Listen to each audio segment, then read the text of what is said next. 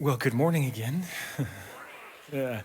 So we are starting just a new series this morning, just a two-part conversation. The name of the series is simply Why We Worship. Is that video, such a beautiful just picture of the God that we talk about every single Sunday, the God that we sing to every single Sunday, and the God that we do worship. But wanted to just start this, again, just a short two-part conversation about why do we do this? Why do we do this thing that we call worship? And just a quick story. I know I've shared this before. I grew up Lutheran. And so, any Lutherans with me this morning? Okay, very good. And very traditional, very conservative church. And we had a bell choir in the house. Did y'all have a bell choir in your church when you grew up? No? You've been deprived then. So I'll just tell you that much, man. I just remember sitting in the church services and those gals and guys would stand up there and they would play those bells and it was just this majestic sound. But that's kind of what I grew up with. We also had a regular choir and they wore the long robes and they carried the black, fancy books that only they could sing out of, and they would sing at the top of their lungs. Nobody else could sing out of those books, just them. And so we had the regular choir. We had a pipe organ in the church that I grew up in. And I'm just going to tell you something. Bob Weaver was the organist's name. He was my piano teacher for like a year, and then he realized he could not teach me, and so that only lasted for about a year. But he was the organist. He was a really great guy, but he would play that organ like it's nobody's business. I'm telling you, he would crank that thing up. And it was actually, as a kid, one of the things I did enjoy about the service, because he would hit those notes, and he would turn that thing up as loud as he possibly could. I'm telling you, when he really started playing, I could see my grandma's wig jiggle just a little bit. And so I was just like, this dude is on it this morning. And so let's take a second with that one. Okay. But one of the things, too, that I remember about my upbringing in the Lutheran church was the hymnal. I mean, and even if you didn't grow up in a Lutheran church, y'all remember a hymnal, for those of you who did grow up in the church. And not only was the hymnal, but we had a program that we did have as a kid in the Lutheran church, but it was like, I'm not joking, it was like 18 pages long every single week. I don't know what they put in the program, everybody's life story in the church. But as a kid, I remember the first thing I did, I got the program and then I sat down in the hard wooden pews. Y'all, this is luxury right here, I'm telling you, compared to what I grew up in. And I would sit in the hard wooden pews and I would open up the program to figure out what the hymns we were singing that day. Because I could figure out, based on the hymns, how long the service was going to be that day. Y'all know what I'm talking about? See, if you grew up, you know what I'm talking about right now. So I'd open up the, okay, it's hymn 23 or hymn 24, open it up, it's only 3 stanzas. Okay, that's good. Psalm 100, it's only 4 stanzas. You get to Psalm 189. This puppy is 7 stanzas long, and it says we're singing all of them, right? And it spans over 3 or 4 pages. And your heart just sinks as a kid. You're just like, we're gonna be here all day long. But like the whole bell choir experience, the regular choir experience, but just the singing of the hymns, that was my entire belief or definition of what worship is. I grew up believing that worship was singing songs, in my case as a kid, hymns from a hymn book, inside of a church building during a religious service. That is what defined worship for me. And as I've gotten older, and I would dare say that maybe there's somebody online watching this morning, or maybe even someone sitting in the room this morning who says, yeah, that's also my definition of worship. It's what we just did. Right, the team just led us in a couple of songs and they played the instruments and we sang to it, and that's worship. That's a form of worship, but it's not the totality of worship. And to define worship only by just that or a hymn book inside of a religious service is to have an incomplete definition of what this thing is that we call worship. And so I want to spend a couple of weeks just trying to maybe reframe some of your thinking around what the thing we call worship and just sort of perhaps redefine it for us. And there's a grand reason why we're doing this. I think it's really important we understand why we worship. So to get us started then this morning, what I want to do is just give you a really simple, quick definition of what worship is or what it looks like. So we'll just put this up on the screen. Worship is to regard with great or extravagant respect, honor or devotion, to revere, to idolize, we don't like that word so much, but to adore. And you'll notice there's no reference of singing necessarily, no reference of a church building or a religious service. It is just about respect or honor or the devotion our heart has, the reverence we give to something, the adoration we give to something, which all says that worship really has to do with our heart more than anything else. It has to do with the internal person more so than whether or not we do raise our hands or sing at the top of our lungs. And what this means, if worship isn't just singing songs and it's not just music and it's not just a hymn, if it's these things and if it's the position of our heart, then here's what this ultimately means is that worship is something we all do all the time outside of this building. It does not just happen in this place on Sunday morning. If it is just about the adoration of our heart, the reverence that we give to things, the devotion we give to things, then we all worship all the time outside of this building. I want to give you a few examples, and I will just tell you up front, a couple of these are silly examples. And you're probably going to go, oh, come on. You're not serious with this. That's ridiculous. But just keep in mind how we've tried to define worship, and it's not just what we experience here. Here's an example of worship. Yeah, boo. Now, here's the thing. Yes, it's silly. And no, so this is obviously an Indianapolis Colts fan, and I don't think he's in the stadium chanting that, his quarterback is God, the God of the universe. I don't think he's claiming that anybody's a deity.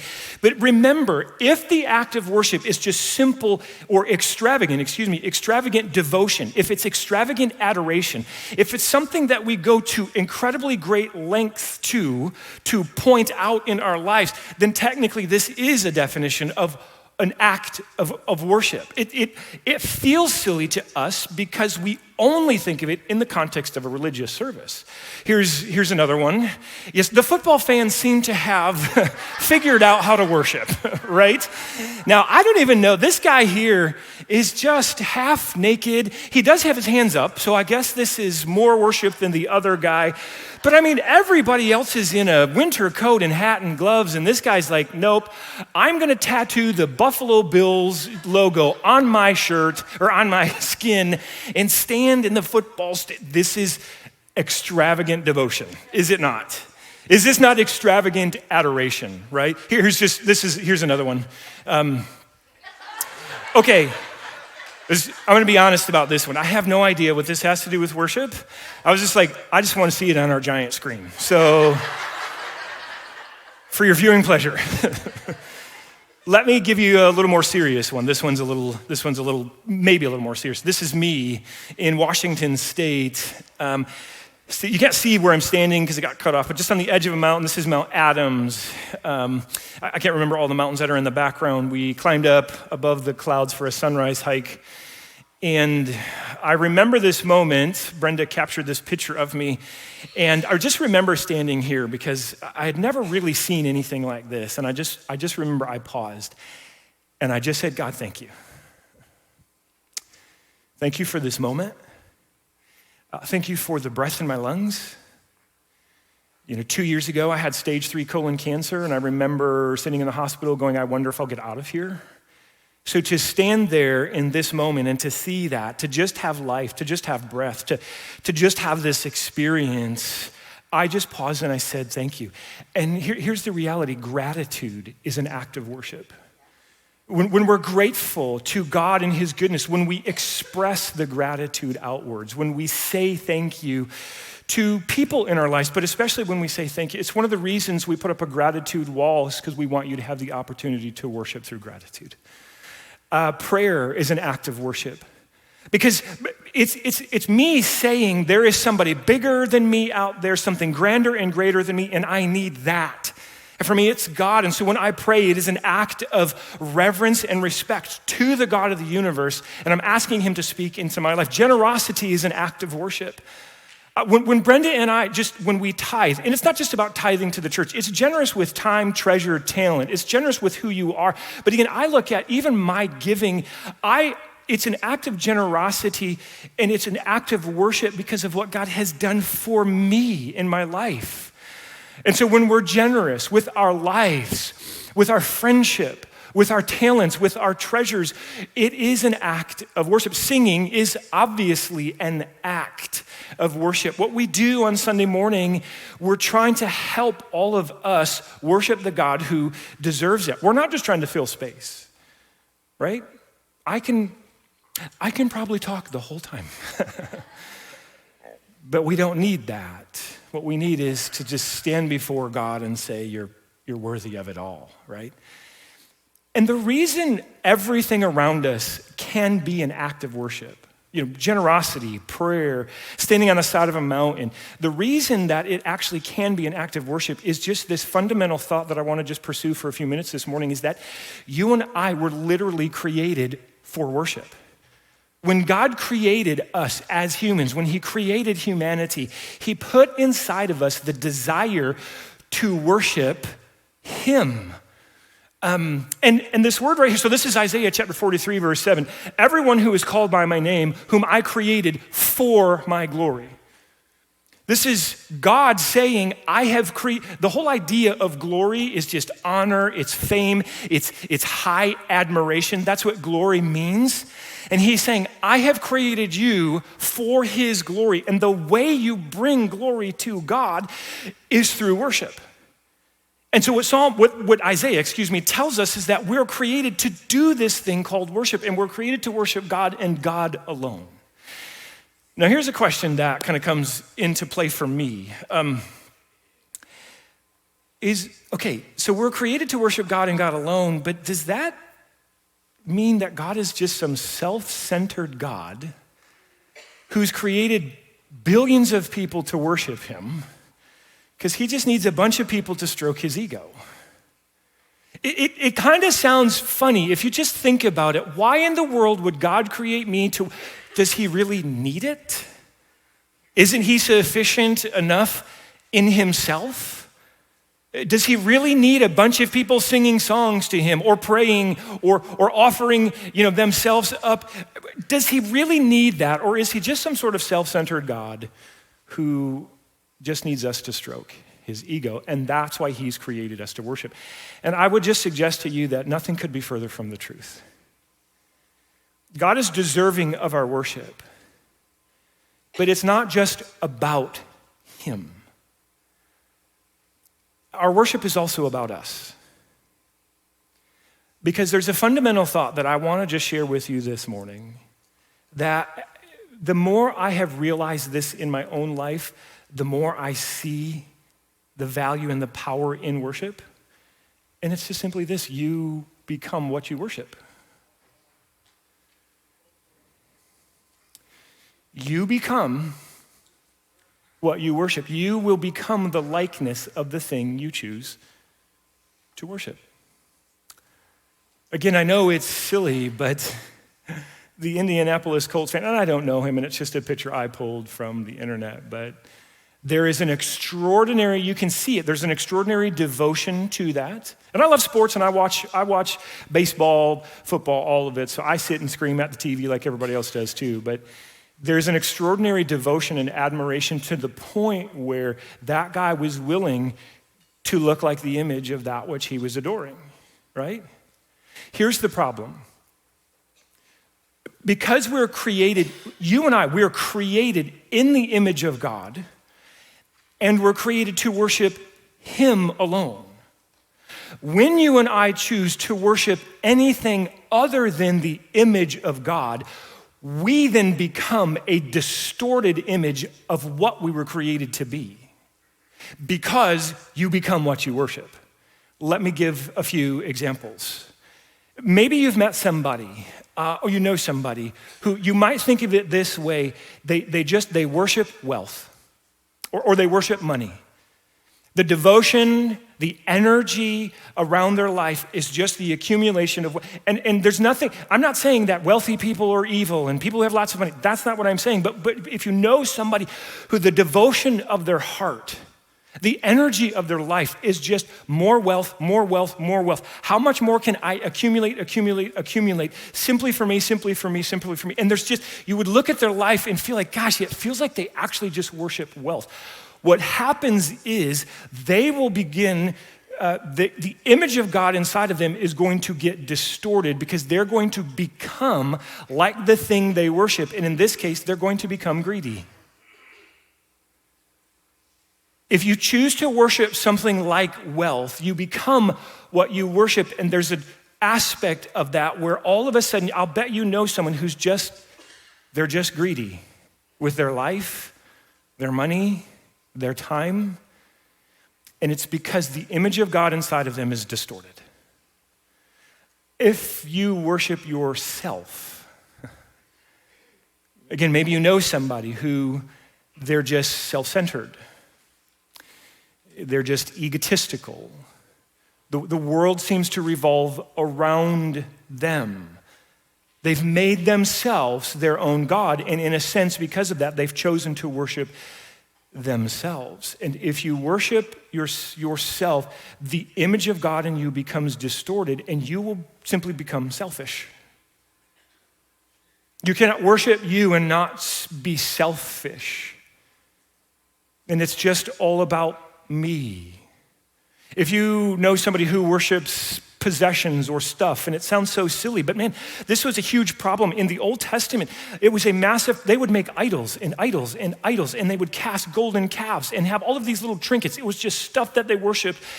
But maybe for you, it's just stuff or possessions that you've chosen to worship. It has your adoration, it has your affection, it has all of your attention. It has massive amounts of energy that you give to it.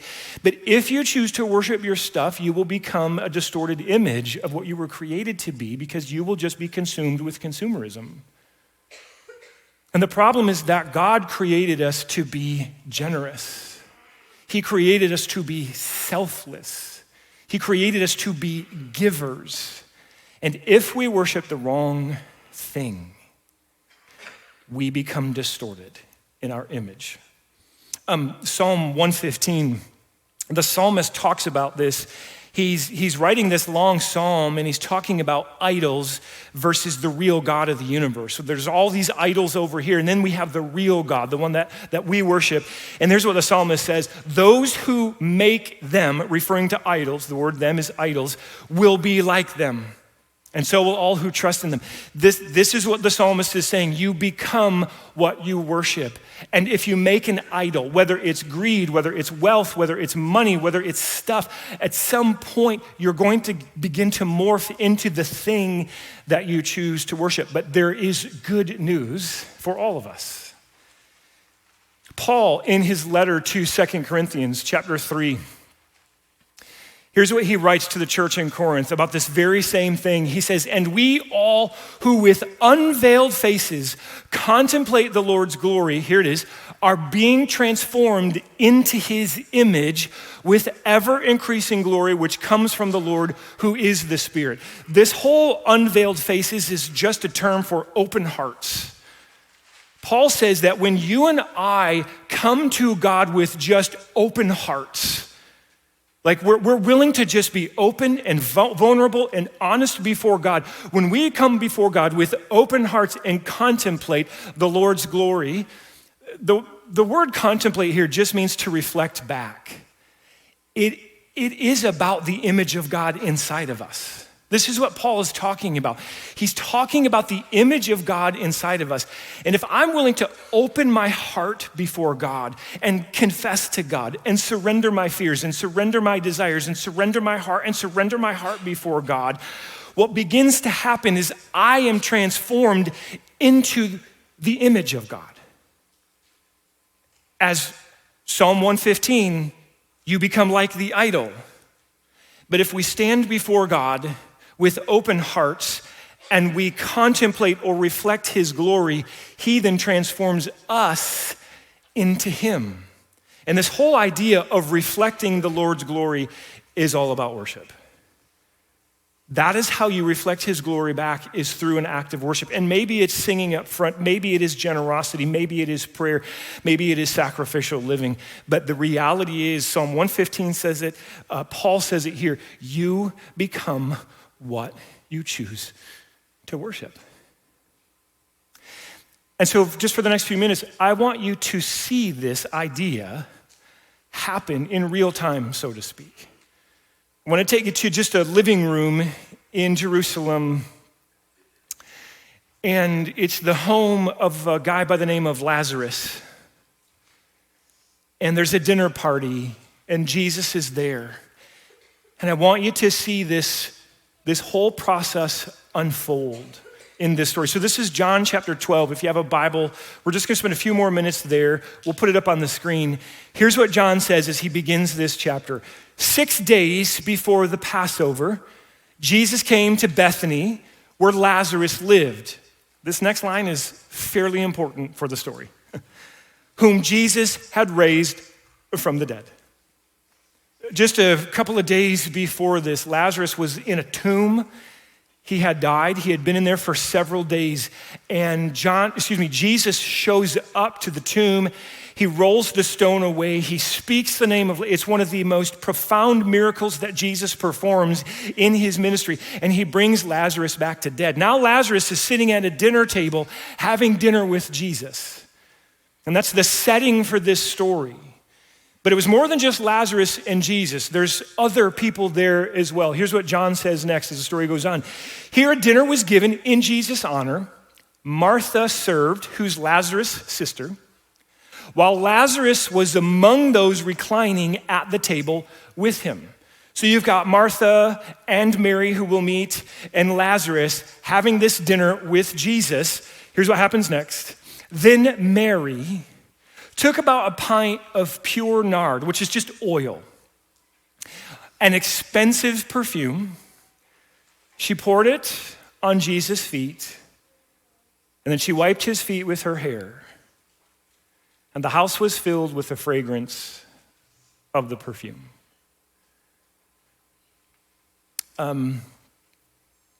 There's no band. The disciples are not in the background as background singers. There's no drums, there's no lights, no keyboard, no soloist. It's just this woman, Mary, with a jar of oil. And what she does here is perhaps the most extravagant act of worship recorded in the New Testament. And what you're seeing, I want to try to help us see this.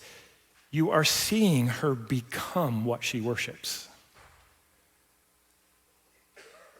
She gives this pint of pure oil, and it is expensive.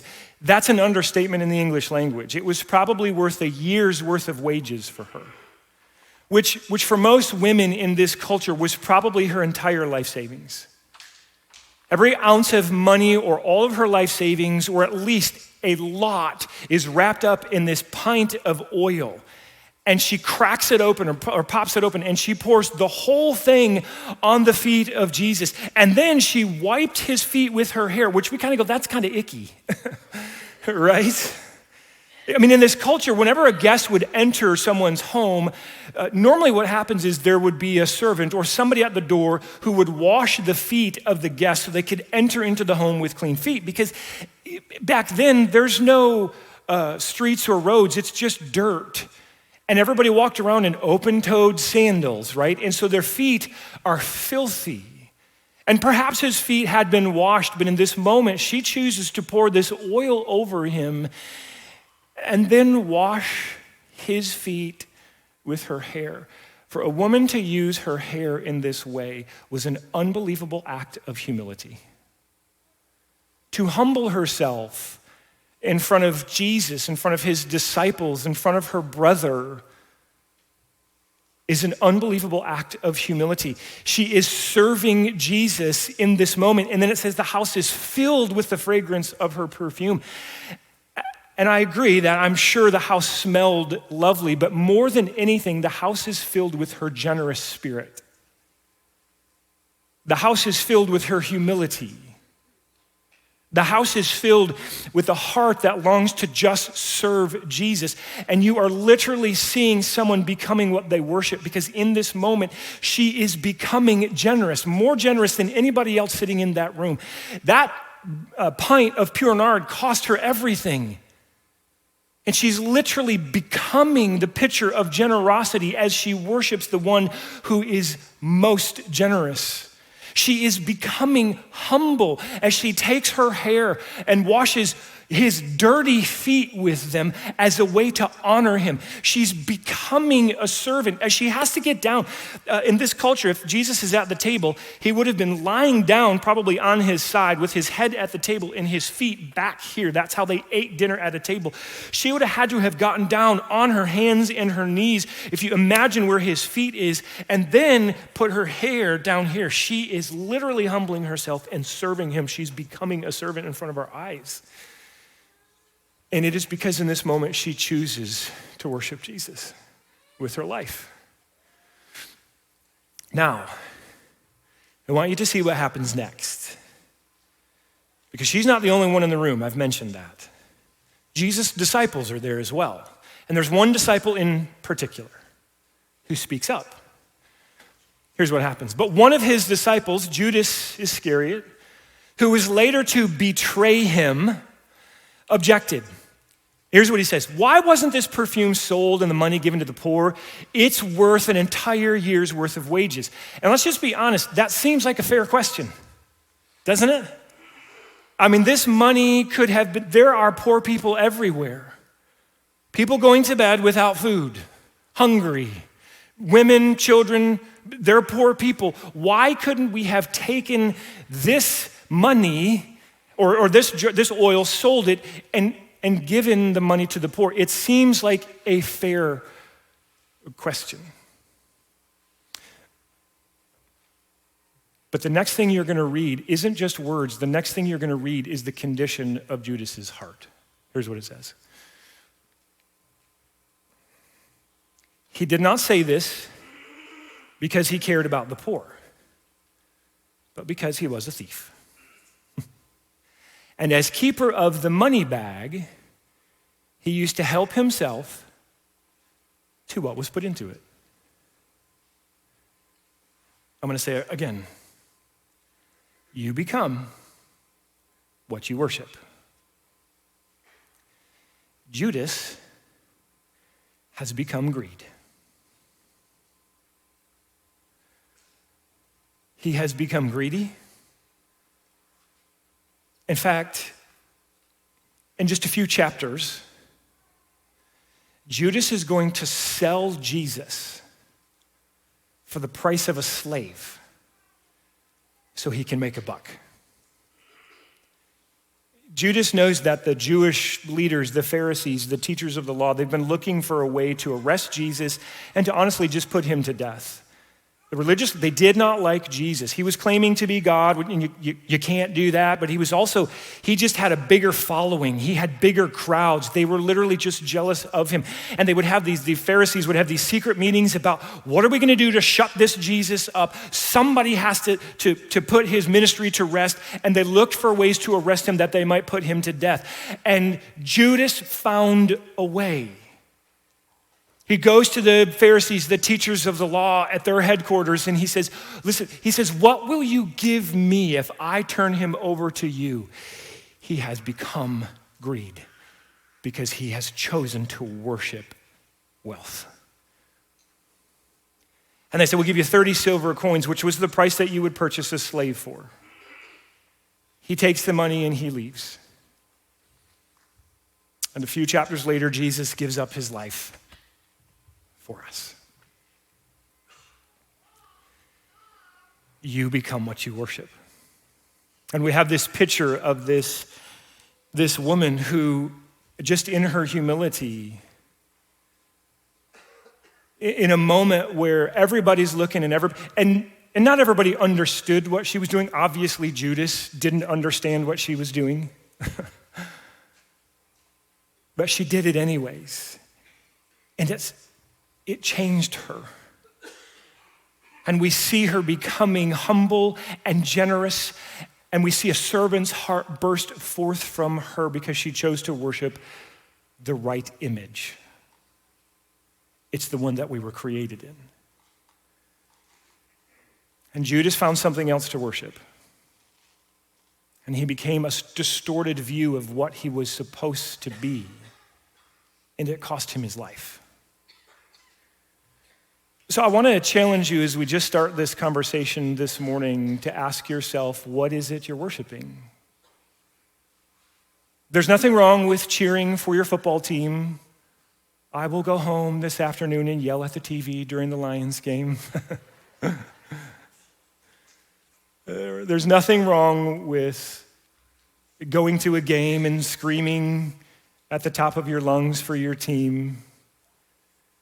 Just keep your shirts on. I mean, seriously, people, can we just be civilized? I mean, I don't know, whatever. But just ask yourself, what is it you're worshiping? What has the affection of your heart? What has the devotion of your life? What gets your adoration more than anything else? What has your heart this morning? So what we're going to do is we're going to give you a chance as we close. The worship team's going to come back out. And yeah, we're going to sing a song because it's a form of worship. It's not the totality. It's not everything.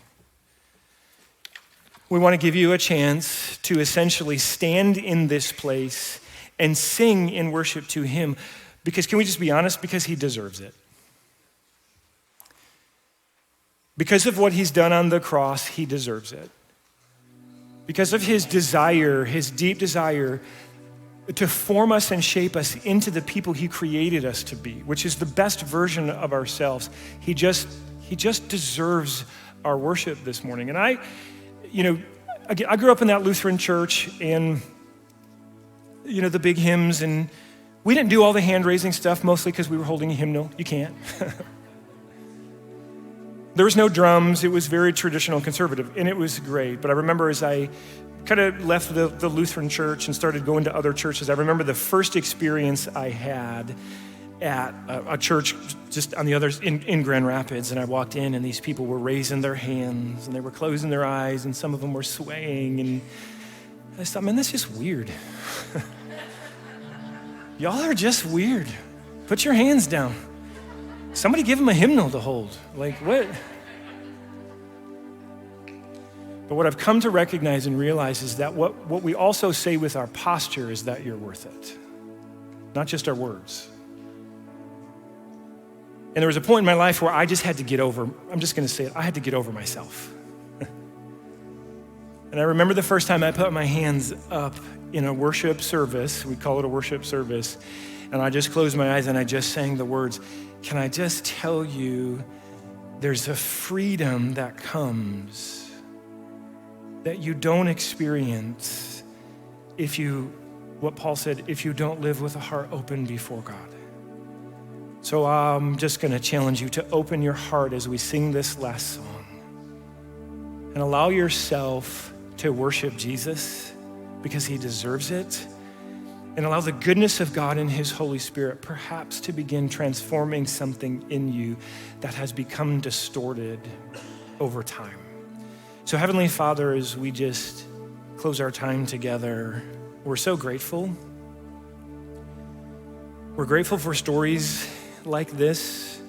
We're grateful for you and your goodness, and we're grateful that you did create us to worship. We all do it, but God, help us this morning to just in our heads and our hearts and maybe even through our hands to worship you and to worship you alone, because anything else is a lesser God that doesn't deserve it, period. And so you deserve all the honor and the glory that we can possibly give to you in this place. You have loved us so well. You have been so generous to us. You have given everything to us. And because of that, God, you deserve our worship this morning. So we offer ourselves to you. We offer our voices. We offer our hearts, our minds, and our words. And we pray, God, that they are pleasing to you as a form of worship in this place. So thank you so much, God.